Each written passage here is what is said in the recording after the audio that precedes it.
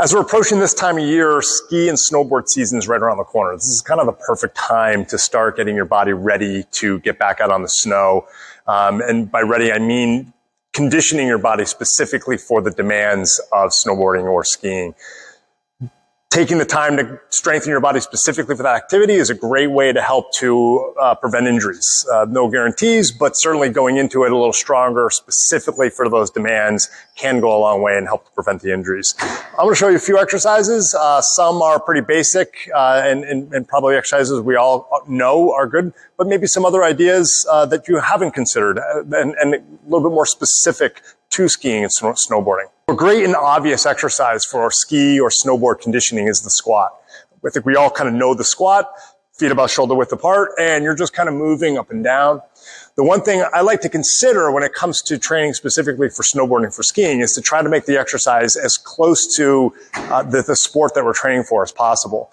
So when you think about what it takes to ski or snowboard, we rarely, when we're skiing and snowboarding, are moving up and down as we're doing it. Although this can help to increase the strength of the muscles that we would use for a ski stance or a riding stance, most of the time when we're skiing and riding, we're kind of holding a little bit of a squat position, and then there's a little bit of subtle movement under us as we do that.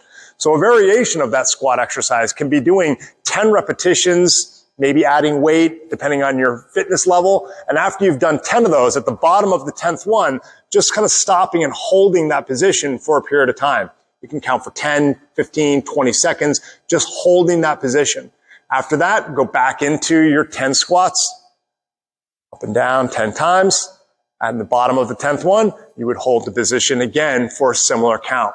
Doing that through several times will help to simulate sort of a run, rather than just simply doing a set of 10 and then stopping and resting. Usually a ski run's going to last or a snowboard run's going to last for several minutes while you're in that stance. So conditioning your body for an extended period of time can be very valuable. An advanced version of that exercise would be to use a BOSU. This creates a little bit of a balance challenge, which obviously, as we know, riding on planks or a single plank requires a degree of balance. It also kind of simulates some of the terrain that you might be on, because you'll see that my legs will start to kind of shake and wobble as I'm on the BOSU. So the first step to this would be doing it on this side, on the dome side. This side will kind of challenge your balance a little bit, but it's a little bit more beginner friendly. But I'm going to do the same thing. I'm going to do 10 squats. I would go up and down, trying to maintain a good balanced position, keeping my feet relatively flat on the dome. When I get to the bottom of that 10th repetition, I'm going to sit and hold that position. And you can kind of see there's a little bit of kind of back and forth movement there that kind of simulates being on that terrain and having to kind of absorb some of the bumps that you might run into along a run. Same thing, you would do 10, drop to the bottom, hold for 10 to 20 seconds, go back up, do 10 more squats up and down, and then again, kind of hold back in that position and doing that several times to your level of challenge. A more advanced version of that would be still using the BOSU, but flipping it over and using the other side. I find a lot of people don't really use this side. This is kind of my favorite way to use the BOSU for two reasons. One, I like the flat surface. It just feels more comfortable. And then it also creates much more of a challenge when it comes to balance. Getting on it can be a little bit trickier. One way to get on it could be just to step on one side and then kind of quickly putting the other foot down. I find that to be awkward. So my preferred way of getting on there is to jump on it. You have to be careful on this one. If you're not used to it, it might be a good idea to have someone spotting you. But the idea is to just kind of pick a spot where you want your feet to land. I like thinking just kind of right in the middle position off to each side, and trying just to land kind of nice and softly and gently so that you don't just kind of bounce off of it.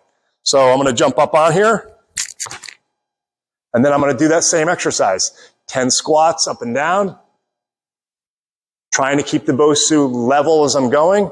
At the bottom of that 10th one, I'm going to sit and hold the position. And again, I'm trying to kind of keep that BOSU level. And you can see there's just a little bit more kind of balance required. It's wobbling a little bit more underneath me than when I was standing on the dome side. After a 10 to maybe 20-second hold there, I'm going to go back into the squats.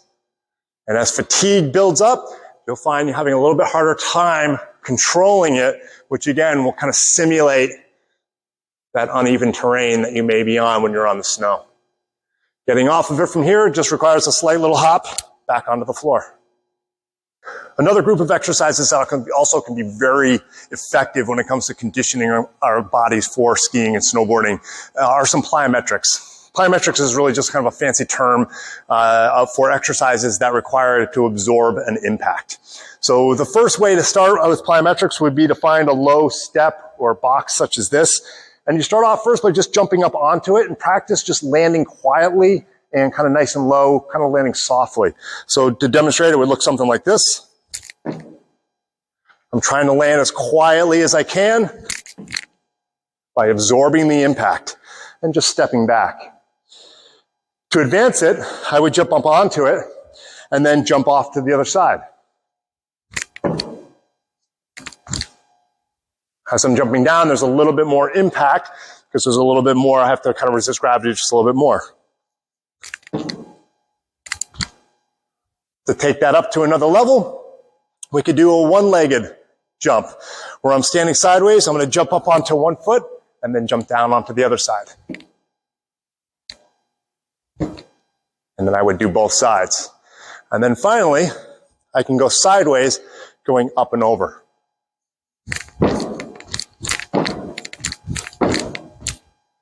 And again, that's a great progression just to kind of condition our bodies for the impact forces that you run into with skiing and snowboarding.